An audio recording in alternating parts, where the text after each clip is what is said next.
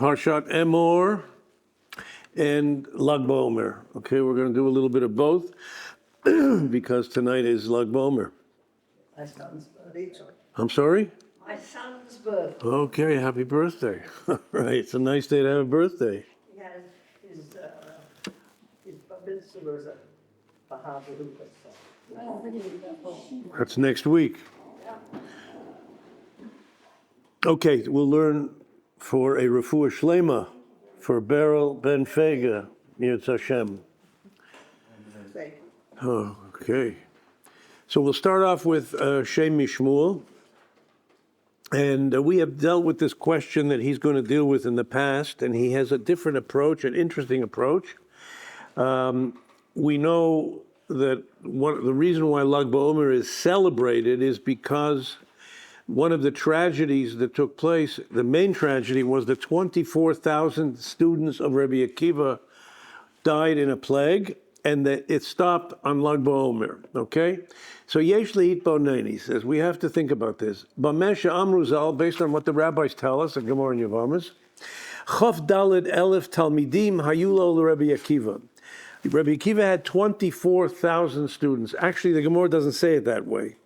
The Gemara says, Yud Beis Zugim Talmidim.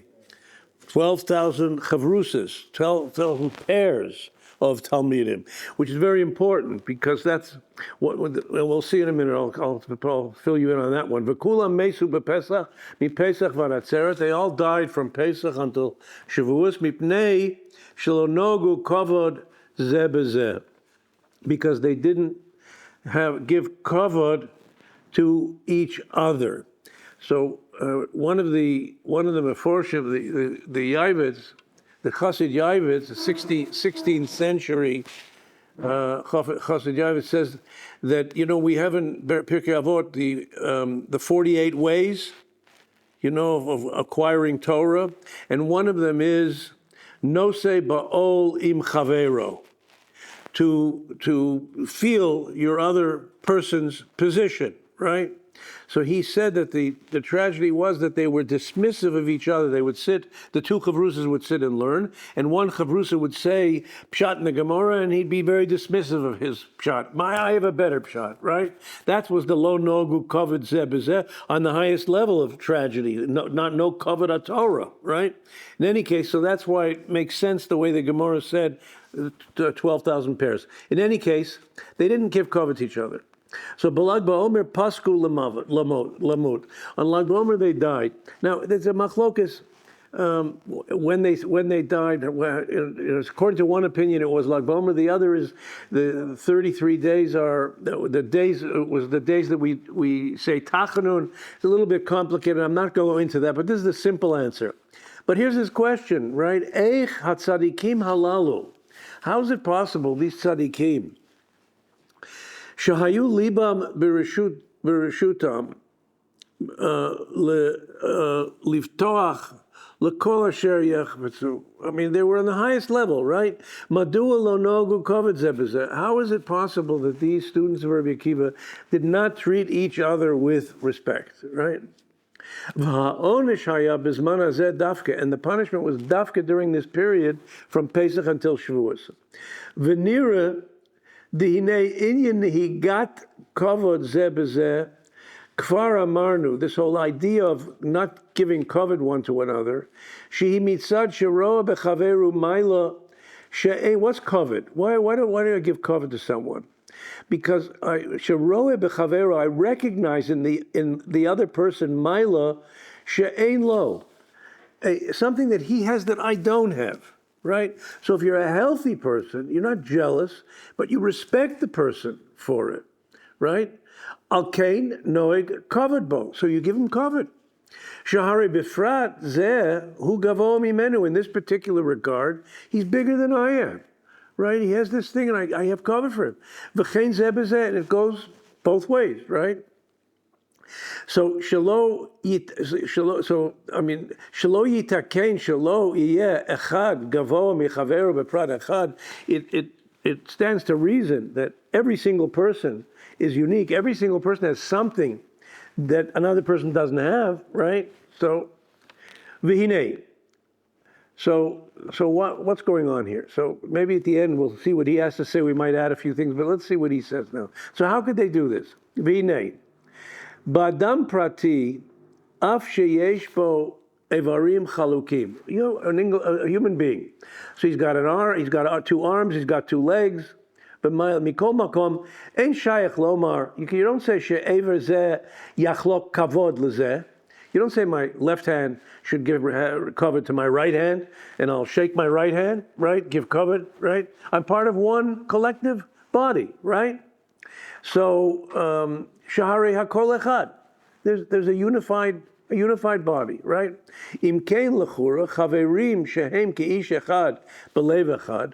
The students of Rabbi Akiva, who were all united in their study of Torah, they were a large group, to be sure, but they were a group. They were a chabura, right? They were a unified group, right?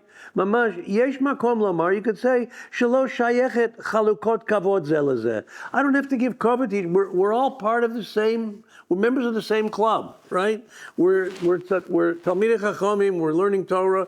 We don't have to give kavod one to each other, right? Shari kulam keish echad mamash. We're one person, right? Your kavod is my kavod, right? V'nira shezayatam Talmidei Rabbi Akiva. This was what they were thinking.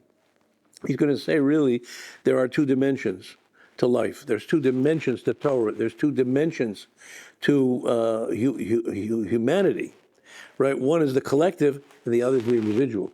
The tragedy is they put the emphasis on the collective, right? So they don't have to worry about, okay, but they made a big mistake. Aval be'emet eino kain. Truth be told, it's incorrect. Shahare kol tzaddik v'tzaddik yeshlo mador bifnei atzmo. Every human being has his own individuality. It's not enough just to be part of the collective, right? And since I'm part of the collective, I don't have to recognize your individuality, right? Ve'eino doma la'adam echad. Or I think it's supposed to be acher. Every person is different. Va'av shenitzrachim mitzad haklal. Even though we're dependent upon the klal, right? The unity, the chabura, mikol makom nirtzim gamkein mitzara prat. We need that individuality too. You need both dimensions, right? V'nidun kol echad ve'echad b'nukudat levavo levad. And everybody is judged based upon his own heart, his own conditions, his own circumstances. Uke'ein sheshamati mikvod kedushas avi. I heard from my father. The Shem Mishmul says the great Avnei Nezer, who died in 1911. This is Shem Mishmul's father. Pirush divrei hamedrash. He explained the medrash kishehu wrote seh korei et kulam ke'echad. Shenemar v'kulam b'shem yikra, u'keshu rotzeh korei es kol echad b'shmo lekach nemar l'kulam shmot yikra. In other words, you see in the Torah that sometimes God refers to us as a collective. Sometimes He calls us together as a collective. Sometimes He calls us together as individuals, right? For example, in last week's Parsha, right? Kedoshim, he spoke to Kol Adat B'nai Yisrael. Spoke to the whole Adat B'nai Yisrael. Collectively. And Rashi says, why was the whole collective there? So Rashi says, Mipnei she'rubei gufei Torah nemrubo, because the major portions of the Torah are mentioned in Parshat Kedoshim. Parshat Kedoshim last week is a very central part in the Torah, and so the way we understand that Rashi, I'm just going to give you another twist on that, but the way we normally understand that Rashi is, why was the Torah given ba'adat, dafka this Parsha, ba'adat, with the whole congregation present? Because the majority of Torah depends upon it, meaning this Parsha. Sfas Emes brilliantly says a different pshat in this Rashi. What is it? Adat, the unity. Why is this Parsha said in front of the entire congregation?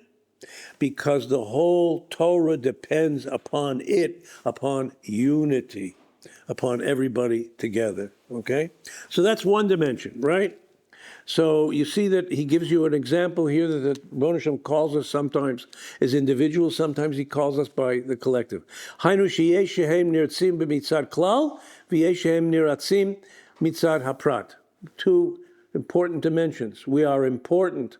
That the role of a Jew is part of the Klal Yisrael and also his independent position. V'hinei Seder HaChodashim. This is a fascinating thing. Seder HaChodashim, the order of the months, Nisan, Iyar, Sivan. These are the months of Sfiras HaOmer. The months of Omer were Nisan, Iyar, and Sivan. So listen to what his father says. What my father says, Shenisan, now you know that the signs of the zodiac, al pi Kabbalah, are very important to us, right? I mean, you're going to, not what you read in the paper that your zodiac sign is this month, so therefore you're going to, I don't know who these people are that write this, but al pi Kabbalah, there is something very significant about our sign of the zodiac, which is called our mazal, right? Our mazal depends on the sign of the zodiac. So, Nisan, Mazlo, Tle, right? Aries is a sheep, right? She'ein lehem ele kol echad, right? Sheep are unified, right? They're not independent. They've got a shepherd. They're all. It's a group. It's the unity dimension, right? Az huzman haritzui mitzad klal Yisrael. So the counting of the Omer during this period of the ER days is to function, to work on the unity, right? V'zeh mora nami mitzvat Pesach se levet avot. So you have Pesach, right? The whole group has one lamb for the Korban Pesach, right? I'm sorry, that's, what did I say? Nisan, excuse me, that's Nisan, okay. Maslow Shore. Is Taurus, right? Taurus, an ox, right? Shore whose man ritzui lekol prat uprat. This is an independent animal, right? A shore, right? La'atzmo. You skip that reference, the Gemara reference. Go to the middle of the next line. Moral hitchalkut hapratim. This is the individual dimension. So when we count, now we get into ER, right, for counting, which actually is the majority of days of counting. We have to focus on the individual. And that's the significance of counting the Omer, right? It's not just the number, okay, today's the 32 days in the Omer. But where am I headed? Where was I yesterday on 31? Where am I today on 32? Or where am I going tomorrow on 33 besides a bonfire? Where am I going, right? That's the significance of the little words. When you see Sfiras Omer, that's all the Kabbalah, that it's every day is to develop one's personal growth. I saw that there's a new book out, a new sefer in English by a woman scholar. I don't remember her name, but it's a fantastic book. I saw a review of it. I'm sure you can Google it somewhere. It might be Art School puts it out, Feldheim, I'm not sure. And she goes through each day and she explains what the significance is of each day. I'll pick these lessons, right? So she. It's not Erica Brown. It's not Erica Brown. She's great, but it's not Erica Brown, right? And I don't know how she writes as much as she writes, and she's very good.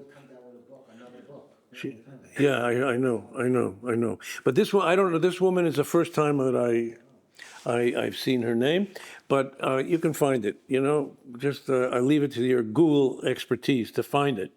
I'd like to find it myself, but okay. So this is the shore. Send it to me and I'll send it out. The shore is the individual, right? The Sivan. What is the sign of the zodiac of the Mazal for Sivan, right? Tu'umim, right? Gemini. What's Gemini? Twins. Both together. The closer we get to Kabbalah's TORAH now, we take the individual the unified dimension of the Klal dimension of Aries, of Nisan, and the individual of Iyar and Sivan is twins. The two come together because that's the goal. Az hisman ritzui mishnei hapanim yachdav. Isn't it brilliant? This is a brilliant idea from the Avnei Nezer. Mitzad haklal u'mitzad haprat. So you're growing in both together now, the closer we are to Kabbalas HaTorah. Al Kain b'Medrash, he quotes a Medrash, Kivan shenasu Yisrael ki ish echad b'lev echad. B'oto sha'ah, that's what we were when we got to Har Sinai. We were ki ish echad b'lev echad, one body. We were like one body. We're so unified. Amar HaKadosh Baruch Hu, God said to us, Harei Hasha She'atein Torah Livnanai. This is now, I'm ready to give the Torah to my people because they've reached that plateau. V'od, Medrash also says, V'ilu HaYisrael Chaserim. This Medrash is quoting from Bereshis Dvorim Rabbah. Actually, it's also in the name of Reb Shimon Bar Yochai, I believe. Ilu Hayu Yisrael Chaserim. Afilu Adam Echad Lo Hayeta Hashkina Nigalit Alein. If one person would have been missing, one individual would have been missing by Kabbalas HaTorah, HaKadosh Baruch Hu would not have given the Torah. Hari Harisui Mitzad HaKlal, it's for the Klal. Umikol Makom Kol Echad Ve'echad Kibel Lefi Mashahu. Every individual also got his unique portion in Torah. Ka'am Ramzal, as the rabbis teach us in the Mechilta, okay, it's just another quote. Let's go to the next. So you see, this is a brilliant idea from not that he needs our accolades, the Avnei Nezer, but this idea of the Mazalot coming together in the period, the 3 months, the counting is both the two dimensions, right? V'yesh lamar, we can say now, Dahainu masharov yemei hasfira heim b'chodesh Iyar, the fact that the majority of the days of counting are in the months of Iyar, ki yadua. By the way, Sfiras Omer is in the Parsha, right? Because you're always medactic. We have to learn the Parsha. It's in the Parsha this week, right? Sfiras Omer is in the Parsha, right? So heim b'chodesh Iyar, the majority of the days are in Iyar. Ki yadua. Because ultimately the purpose of the sphere is individual growth. The pasuk says, Lachem. You should count for yourselves or to yourselves. That every single person has to count. You can't be filled the mitzvah with somebody else's counting, right? Which is an anomaly, because in mitzvahs we have a concept called shomea ka'ona, right? What's shomea ka'ona? You sit down, 20 people are sitting at a Shabbos table Friday night. You all have the mitzvah of Kiddushat Shabbat, to be Mekadesh the Shabbos, but only one person says Kiddush. He is Motzeas. Right? How does that work? That's a concept called Shomea Ka'ona. When you hear it, you participate in it. Someone is doing it for you and him collectively, then you're Yotze with Shomea Ka'ona. We don't say Shomea Ka'ona, according to most poskim, and that's really the way we paskin, you don't say Shomea Ka'ona by Sfiras Omer. For example, let's say you forgot a day. I'm not going to ask for a show of hands, okay? But let's say you forgot a day. And you're in shul at night, and what happens? The rabbi counts out loud, and he has in mind the bracha for you. And then what do? You count. Why? Shomea Ka'ona. Let the rabbi's counting go for you also. Why do I have to count? Right? Because we're counting for our own individual growth. Every Jew has something unique in Torah that nobody else has. Believe it or not, every single one of us has something unique spiritually that no other Jew has, and we have to develop that and reach that point. Every Jew counts. Now, the way I've always said it is every Jew counts because every Jew counts, right? And that's the pshat here. That's what it means, right? So you can't count for your friend. You have to count for yourself, but you also have to respect the other person. That's how this whole idea, because there's two notions with Sphira, the two different themes by Sphira. One is the counting the days from Pesach to Shavuos, the physical freedom to our ultimate real freedom. Ein ben chorin el shemisa osek b'Torah, right? So you're counting from our physical freedom to our spiritual freedom, right? And the other is it's a period of national mourning. These are two separate concepts, and they're divided in the Shulchan Aruch by 5 chapters. Each one has its own chapter. The chapter of counting, the mitzvah of counting, and the mitzvah of the mourning. All the things we cannot do during this period. But those two ideas come together here. You see how they come together. Because the mourning is about the fact that we lost sight of the uniqueness of everybody, not just my uniqueness, but his or her uniqueness. That's what we lost sight of. So that's the tragedy, and that's Torah, that every single Yid has something unique in Torah that nobody else has, right? Okay, let's continue. V'im kol zeh yesh me'inyan hasfira hitkalalut kol haklal kulo. We have the individuality of ER, but you also have the unification. Zeh yesh lo mida tova zu biyoter, v'zeh etzu. Each one has the uniqueness. V'yesh lo masha remez yesh lo ha'inyan shemitzvah lemimne. And I'll give you there's a hint actually in the halacha, because mitzvah lemimne yomei u'mitzvah lemimne shvuei. So the mitzvah is to count the days and to count the weeks. Right? So he says something brilliant. He says that, what's the pshat? Yume hakavana l'ritzui haprat. You count the days, that reflects on the individuality, right? Each day, each person. V'shvuei, the shvuot, the day, the weeks, l'ritzui haklal. That's for the klal, right? So you have both at the end. Okay? V'kol zehu hachana l'chag hashvuos. And all of this is preparatory for that grand moment of Kabbalah's Torah on Shavuos, Shaharitzui hu b'shneim yachad, when both come together, right? Okay, so what was the tragedy? Hakdoshim halalu, Talmidi Rabbi Akiva, these holy students of Rabbi Akiva, Shahayelem l'dayek minyan chodesh iyar.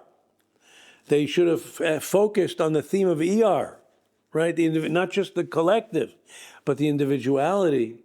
V'hasfira hepuch svarasam, and Sfira was just the opposite of what they were thinking. They were only thinking about the klal. This is his thesis, right? V'lo daiku al kein nanshu, and that's why they were actually punished, okay? So that's his approach, okay? Now, the question that many people ask, and somebody again asked me this question last week, where was Rabbi Akiva? Right? Okay. How could they do it? So there's an idea, a philosophical idea, how they did it. They only focused on one dimension. But where was Rabbi Akiva in all this? So I think you have to say, logically, right? Let's say, for Klal Yisrael, in a certain sense, Moshe Feinstein was the Posek Ador, he was the Rebbe of Klal Yisrael. All of these Gedol, right? He's a Rebbe, thousands of people. Rabbi Akiva had 25,000 students. But logistically, practically speaking, did he have a personal relationship with every single one of his students? Probably not, right? They would go by his psak. Maybe they went to see him once a year. They said Shalom Aleichem to him. They would ask him a question, but they considered him his Rebbe, their Rebbe, right? So there wasn't that kind of a hands-on relationship that Rabbi Akiva had with 25,000 students. So what do you want from? But still, Rabbi Akiva, from his part, was devastated. He felt that responsibility that I'm their Rebbe. So how do we know that? So I want to suggest, there's a song we all sang in Cheder, in our younger years, right? Amar Rabbi Akiva, v'ahavta l'reacha kamocha, zeh klal gadol b'Torah. Rabbi Akiva said, right, love your neighbor as yourself, love every other Jew. This is a grand idea, a central motif in the Torah. So the question is, what do you mean, Amar Rabbi Akiva? It's a pasuk in the Torah. It's a central pasuk in the Torah, and it really is central. It's in Parshat Kedoshim, and Yud Ches, Yud Tes, it's right smack in the middle, right? What do you mean, Amar Rabbi Akiva? So I once suggested, I'm sure somebody says this, but that this was his mantra after the tragedy. After the tragedy of losing 24,000 students, Rabbi Akiva, for the rest of his life, would get up every day in the Beis Medrash and say, Amar Rabbi Akiva, hafta l'recha kamocha zeh klal gadol b'Torah. right? That's what I think maybe is the pshat here of Amar Rabbi Akiva. Okay, so that's where Rabbi Akiva was. The other thought that I had is it could very well be that this was a plague, a worldwide plague, like the Black Plague, right? And a lot of people died. But why did you would think the Talmidim of Rabbi Akiva should be spared, right? Why did they also die in that plague? Because of this spiritual deficiency. Okay, another thought to ponder. Okay, let's go to the next piece.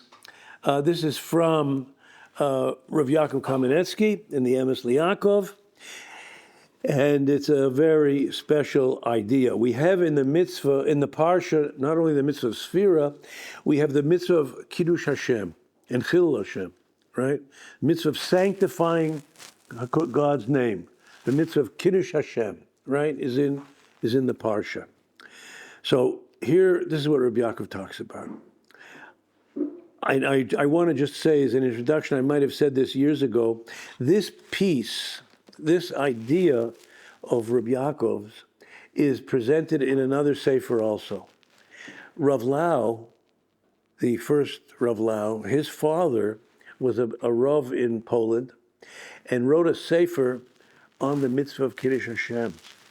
But the manuscript went with him to Auschwitz. But he gave his two sons one chapter of the sefer to take with them, and that if you get to Palestine, look for the Chibina Rov.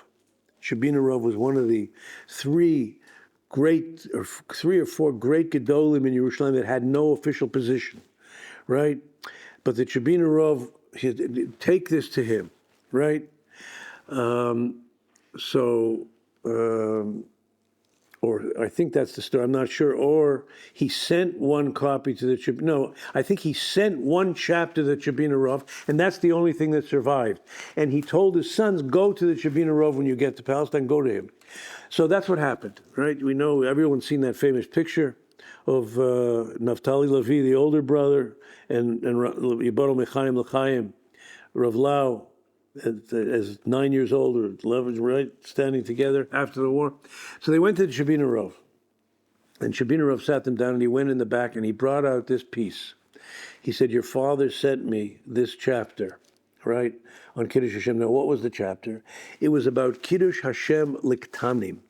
If children under the age of bar mitzvah or bas mitzvah, are they mechuyev in the mitzvah of Kiddush Hashem, right? Which is a very big, why should that be different, right?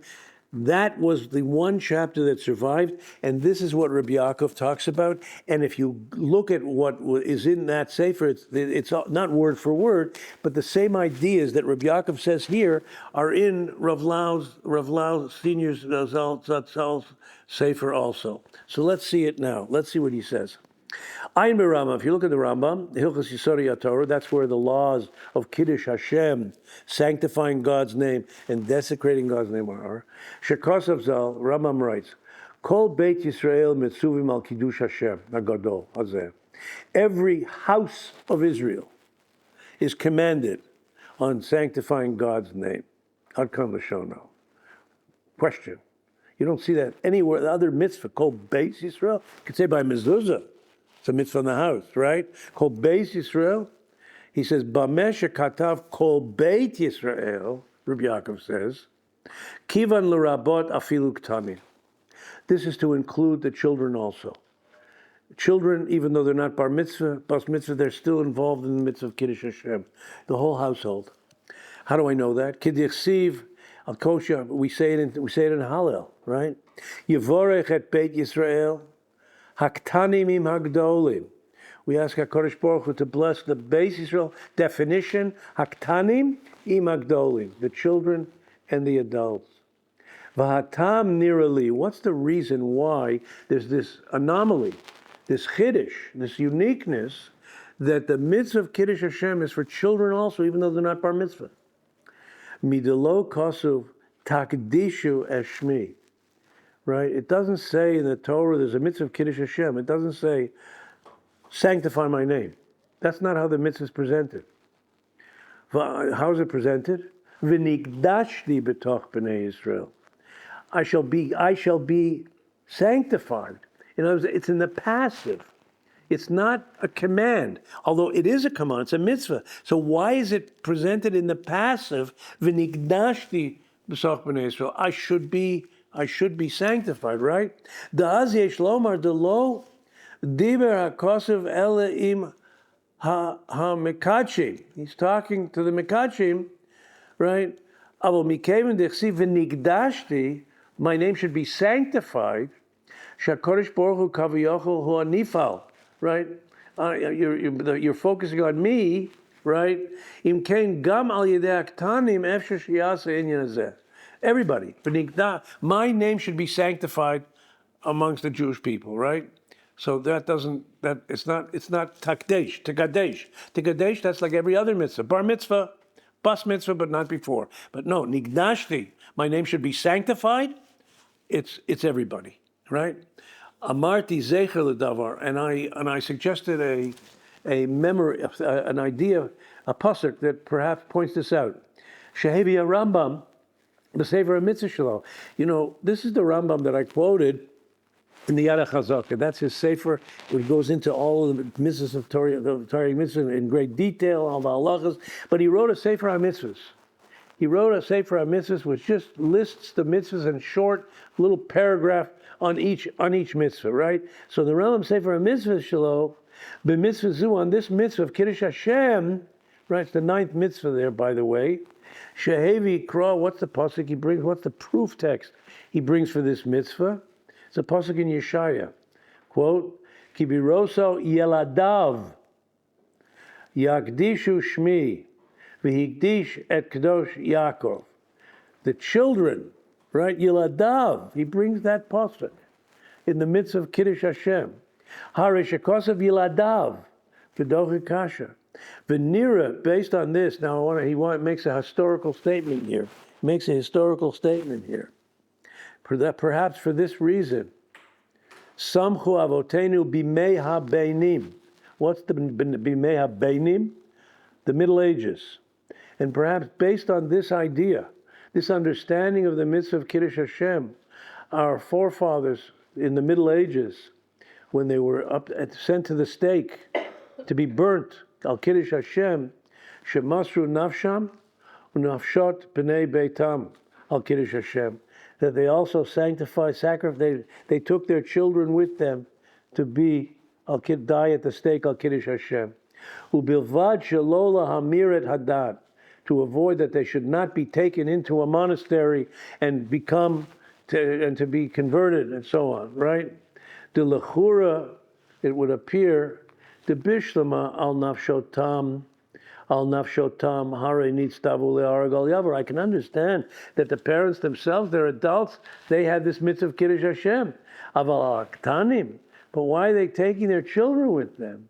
She'ena mechuyavim b'mitzvot. They're not commanded in mitzvot. Mi hitir lehem. Who gave the license for this? Well, Shapir, but according to what we're saying, it makes sense. The kivan de ilu hayu al nafshotam. It was only on them. If it would come out that the children would not be mitzvah in this mitzvah, right? Well, Shapir, the kivan de ilu hayu abanim mamirim and hadat. If these children would eventually be taken and convert as children, they'd be influenced. There'd be the opposite of Kiddush Hashem. There'd be a great Chilul Hashem, right?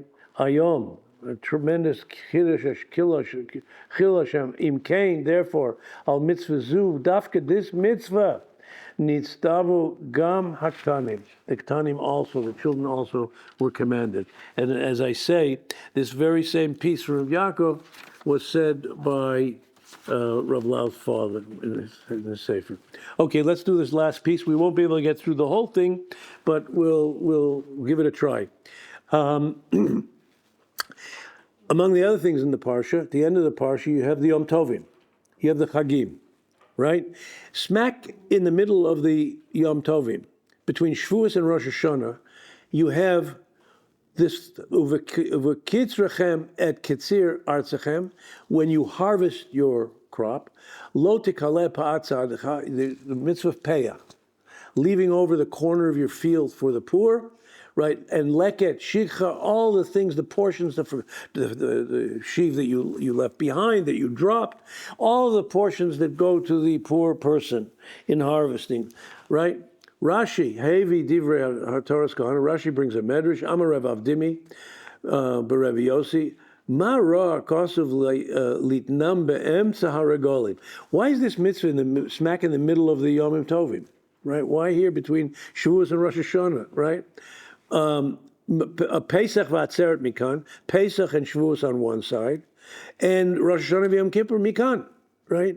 And it interrupts this discussion by talking about these gifts of pay, of giving to the poor. Right? Lamedcha, Rashi says, to teach you, Shekol hanosen leket shichu pei elani, whoever gives these portions to the poor person, Mailanav ki'ilu hu bana beis hamikdash, v'hikri v'lav karbonot tocho, is given the credit as if he built a beis hamikdash and offered karbonot, he offered sacrifices there. What's going on here? What's he talking about? V'tamu, he says, I don't get it. Ma inyan mitzvah leket shikha peya etzom binyan beis hamikdash. What's the quid pro quo that if I do the mitzvahs of shikha and peya for the poor people, I will have the schus of building the beis hamikdash and giving karbonos, right? V'lama nitzvu dafka be'emtza parshas moda. And why is it this mentioned here? So we have two mysteries that have to be understood. What's the nexus? What's the connection? And secondly, what's the connection of putting it in this place, right? Ve'ef shalomar, he says something brilliant. This is Rav Schwab, by the way. He says something brilliant. Ve'ef shalomar, shebekan remez hakosav lemoed shea be'emtza regalim. He's hinting to a actual Yom Tov, a secret Yom Tov, which is between Pesach Shavuos and Rosh Hashanah. Between Shavuos and Rosh Hashanah, there's another Yom Tov. It's not a Yom Tov yet, but it's going to be a Yom Tov. Dahainu Tisha B'Av. Tisha B'Av Shalasi Lavo, the future Tisha B'Av.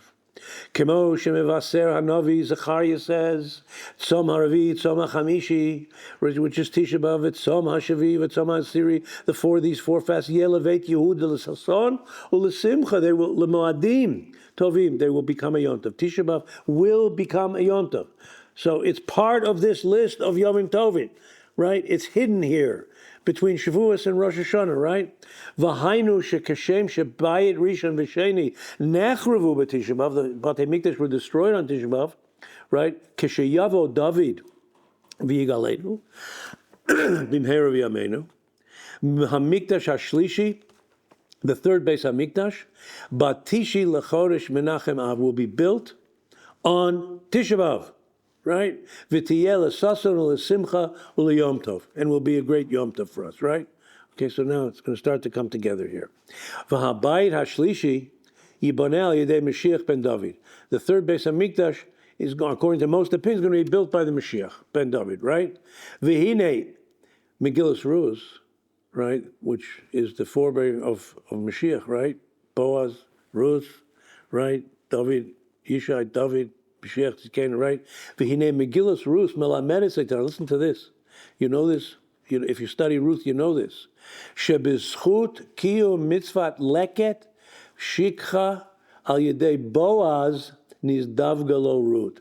What was Boaz's great zchut that he married Ruth and was the forebearer of the Mashiach, was that he was medaktek. That's what was going on in the field. They were medaktek in these mitzvot. These mitzvot are what created the pattern of Jewish history, which eventually came to be the Mashiach, the Yetz Hashem, the Bayit Shlishi, the Tisha B'Av, the Yom Tov at this time of the year. Nolad David ben Yishai, and David was born. Mashiach ben David. Yibaneh Beit Hamikdash, Asher Sham Makrivin Kol HaKorbanot, where the David will build the Beis Hamikdash, where all the Korbanot will be sacrifices. Umatzet comes out, Shekol Ha'inyan Hitchil B'Kiyum Masha Amar, and this whole thing began with what? Ubekitzrechem et ktsir artzechem, v'leket ktsir chalo telaket. These mitzvahs, which were put smack in the middle of Shavuos, in this week's Parsha of Shavuos and Rosh Hashanah, right? Why? Because it's all about Tisha B'Av, that Yom Tov. right? It's in the right place. And it became a yontif dafka because of these mitzvahs, right? V'amra Torah pasuk said dafka ben Shavuos l'Rosh Hashanah. Dafka here. L'remez to teach, l'remez shel atid lavo, in the future, Yikanes Yom Tov Hachi Gadol Bein Atzeret LaRosh Hashanah. This great Yom Tov will be parachuted in between Shavuos and Rosh Hashanah. Val Pizeh Amru Chazal, and based on that's what Rashi quotes. L'lamedcha, right? The mystery is solved, right? First of all, the mystery of why it's placed there is certainly solved, and the statement of Rashi now, right? L'lamedcha shekol hanotein leket shikhu peah. Whoever does this mitzvah. La'ani, for a poor person, properly, ma'alin alav ke'ilu bana beis hamikdash. He has the schut as if he built a Beit HaMikdash.